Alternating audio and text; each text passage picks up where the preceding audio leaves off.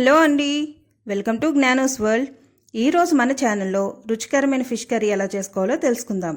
ఈ fish curry చాలా సింపుల్గా అయితే చేసుకోవచ్చు. ఫస్ట్ అయితే స్టవ్ ఆన్ చేసి కడాయి పెట్టుకోవాలి. కడాయి వేడైన తర్వాత 3 నుంచి 4 స్పూన్లు ఆయిల్ వేసుకోవాలి. ఫిష్ కర్రీ కాబట్టి కొంచెం ఆయిల్ అయితే ఎక్కువే పడుతుంది. ఆయిల్ వేడైన తర్వాత ఆనియన్ పేస్ట్ వేసుకోవాలి. ఆనియన్ పేస్ట్ అంతా పచ్చివాసన పోయే వరకు అయితే వేయించుకోవాలి. తర్వాత కట్ చేసిన 4-5 పచ్చిమిర్చిని వేసుకుని కొంచెం ఉప్పు కూడా వేసి వేయించిన తర్వాత మూత పెట్టి కాసేపు అయితే మగ్గనివ్వాలి.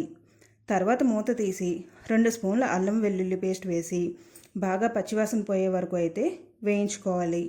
తర్వాత 1 స్పూన్ ధనియాలు ఇంకా జీలకర్ర పొడిని వేసుకుని ఇదంతా బాగా వేగిన తర్వాత 2 స్పూన్ల కారం వేసుకుని మసాలాని అయితే బాగా వేయించుకోవాలి. ఇప్పుడు బాగా క్లీన్ చేసిన చేప ముక్కలను వేసుకుని మూత పెట్టి 10 నిమిషాలు ఉడికించుకోవాలి. తర్వాత మూత తీసి చేప ముక్కలను అయితే గైడ్తో మెల్లగా తిప్పాలి. మళ్ళీ తర్వాత మూత పెట్టి మగ్గించుకోవాలి.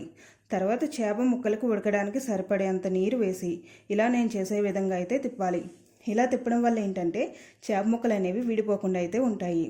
తర్వాత 1 స్పూన్ గరం మసాలా ఇంకా రుచికి సరిపడే సాల్ట్ అయితే వేసుకోవాలి. ఇలా ఫిష్ అంతా ఉడికిన తర్వాత చివరిలో కొంచెం కొత్తిమీర వేసుకుని స్టవ్ ఆఫ్ చేసుకోవాలి. గుమగుమలాడే ఫిష్ కర్రీ అయితే రెడీ. వీడియోని లైక్ అండ్ షేర్ చేయండి. ఛానల్ని అయితే సబ్స్క్రైబ్ చేసుకోండి. Thank you.